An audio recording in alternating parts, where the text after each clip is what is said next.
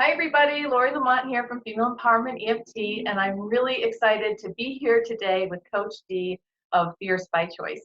Yay. So, today, what we're going to talk about is our mindset and all those things that have been kind of like over talked about, right? Over Yes. mindset, positive, positive wording and mindful. Mindfulness. Yeah, all of those things. Yeah. Um, and people have preconceived notions about it. 100%. So, but we're going to talk about it a little bit today and kind of get down to the basics of it and make it so that you at home can utilize this information right away. Absolutely. Yeah. So, what are some of your main things that you like to share with people about mindset? Yeah. So I truly believe that, there's a quote that's like the body achieves what the mind believes. Mm-hmm. In my brain, I flip that to the body will do what the mind allows. And Mm, yes, I'm in fitness, but I don't just think about it in fitness. I think about it in everything, in how our body language and how we interact with other people. I believe it all comes down to the mind and mindset and mindfulness and meditation and intention and all these things, at least in our world, seem mhm. to be thrown around all of the time. And like you said, there are some preconceived notions. So, positive people are like, oh yeah, I'm just going to tell myself I look great, or I'm going to tell myself I'm going to have a great day, or I am the greatest, or I am awesome, or I am, this or that, and I'm just going to Mhm. have a great day.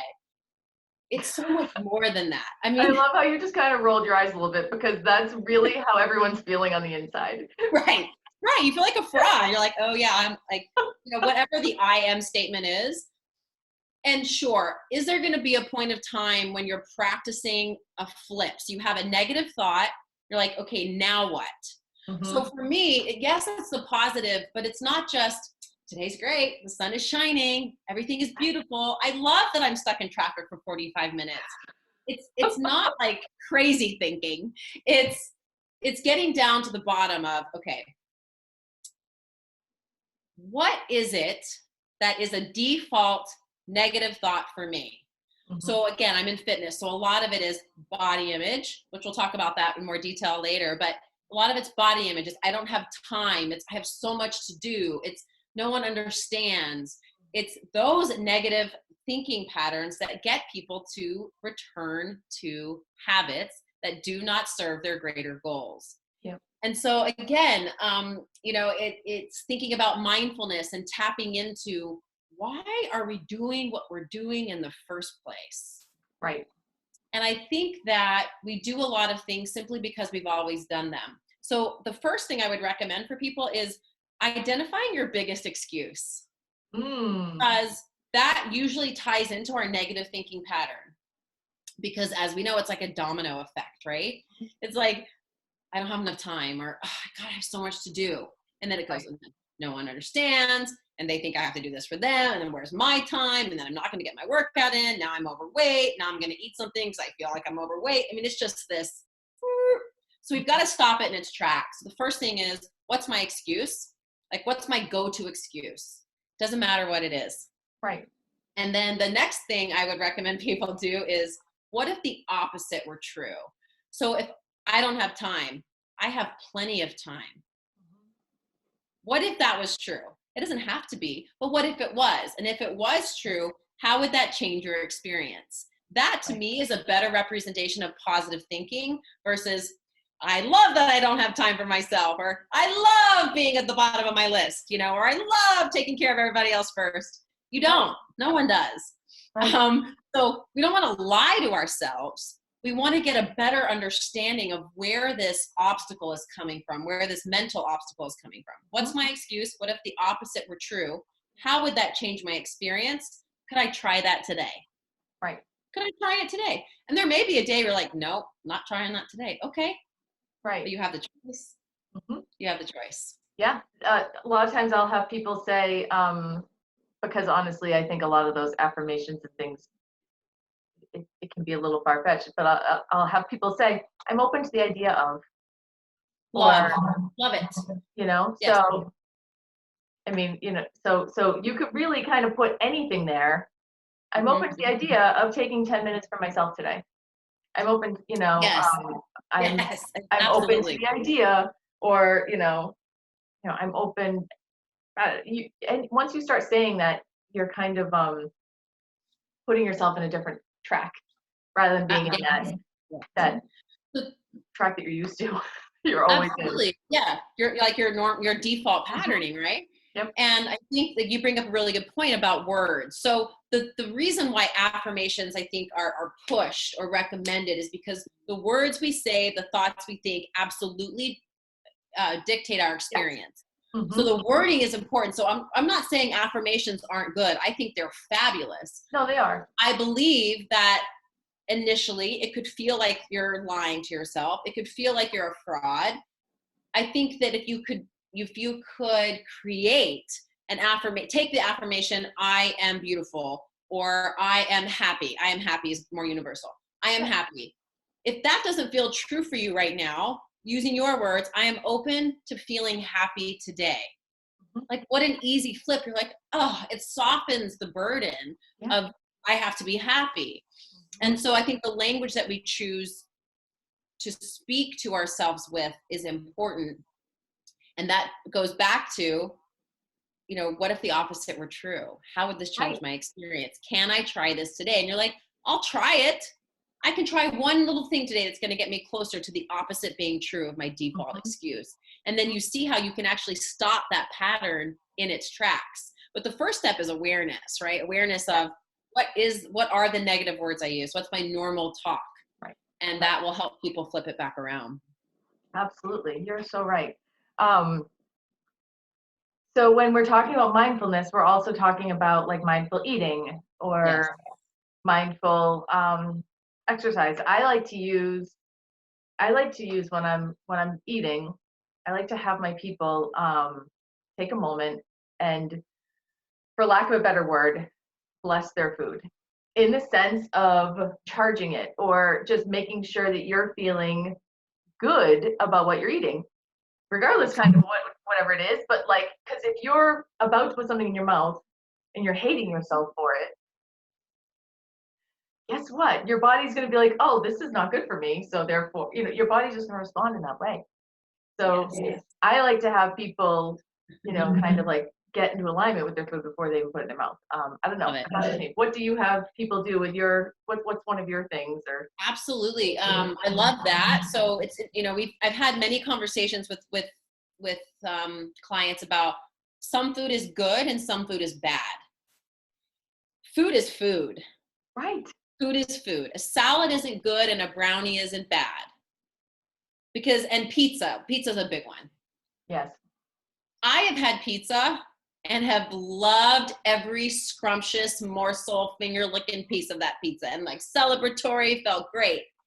And then I've had pizza on days where I was having a bad day. I was negative spiraling. It was all bad and I felt horrible. The food didn't change.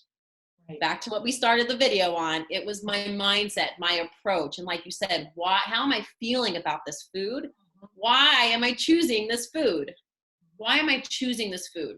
And so, again, some days you're like, you know what? I love it. I want whatever the food is, and I don't care what it is. I'm going to eat it. I'm going to be happy. Great. I beg anybody that has that thought to just ask that question twice. And is this food going to nourish me now and later? Because there's so much of it we're so compulsive, especially with our emotional eating patterns. It's like, I just want to eat the whole bag. Okay. Right now, that's going to feel really good. How is it going to feel in 30 minutes? Right. How's it going to feel tomorrow morning? Right. And I'm not saying that you can't do it. You can do whatever you want. Just think about it flip the point of view from the other side. Yep. Same thing with exercise. So people come in all the time. I always tell my clients, please don't base exercise on how you feel when you walk in the door. Base it on how you feel when you're leaving, when you go back to your car. That's the feeling that we're after, right? Yes. And again, like there have people that tell me, I hate to run. Don't run. Don't run. Why would you put yourself through that torture? I think there again there's this belief that we're supposed to, all the good things and healthy things that are for us are supposed to be hard, difficult, torture, deprivation, not fun. And truly, when you're mindful, when you tap into what foods do I even like? Because the truth is, if we were to ask ourselves that question, yes, we're going to have some quote unquote, like treats on that list. But for the most part, it's going to be mostly healthy food, Right. right? Most of the time. Yeah. An occasional treat here and there. So it's, what do I even like? What feels good in my body? And I've done it too. We've all done this where you're like, I know I'm going to eat that. My stomach's going to hurt like heck after that. And we eat it anyway. Why do we do that? Mm-hmm. Why do we do that? So understanding the choices behind our food, even in let's say our exercise too. Why am I choosing to do this exercise in this movement? Why am I choosing to eat this food at this time or this meal or whatever the case may be? And then understanding where that choice is coming from. That to me is more mindful. Mm-hmm. So some people will talk about chewing your food 27 times or paying attention to the texture of the food. Yep. Love it. Great. Mm-hmm. With my clientele, not realistic. That totally doesn't resonate. But if I say, if you're looking in your cabinets and you're looking at the food, you're at the grocery store, you're planning your menu for your week, and you ask yourself, does this food make me feel good? Do I even like the food that's on this list? Mm-hmm. How is it going to make me how is it going to make me feel when I eat it? That is a better approach, in my opinion, to getting aligned with what fills you up, what's important to you, what works for your life, than just trying to quote unquote eat healthy. Yep, absolutely. Absolutely. And I feel like this is like a rabbit hole that we go down and talk about for hours. But seriously, there's so many things that we can talk about. But I think we'll wrap it up there, because I think we just gave everybody a lot to think about and a lot to, between going to the grocery store and when they're sitting down to eat, and also just their mindfulness about what's coming out of their mouth, what they're saying. Yes. What they're saying about themselves, what they're saying about their body. And I do have one tip that I want to share. Love it. I tell my women, listen, I don't care if it's your ears or your big toe, but you have to pick at least one part of your body that you love the shit out of. And you can look in the mirror and you can be like, yeah, I love that part of myself. And I've had so many women who have said to me, like, fine, I guess I like my hair, or fine, I like my nose, or whatever. But by the time we're done, they're like, they're comfortable now looking at themselves. And, so I feel like that's like a mindfulness too, being mindful of, what you're saying about yourself. But we'll talk more about that, I'm sure, when we talk about self-care in the next video. Sure. So I just want to thank you for being here with us today. Absolutely, my pleasure. This is great. Thank you. Real quick, what's your website and how can people reach out to you if they want to get in touch? I'd love to. fiercebychoice.com is my website.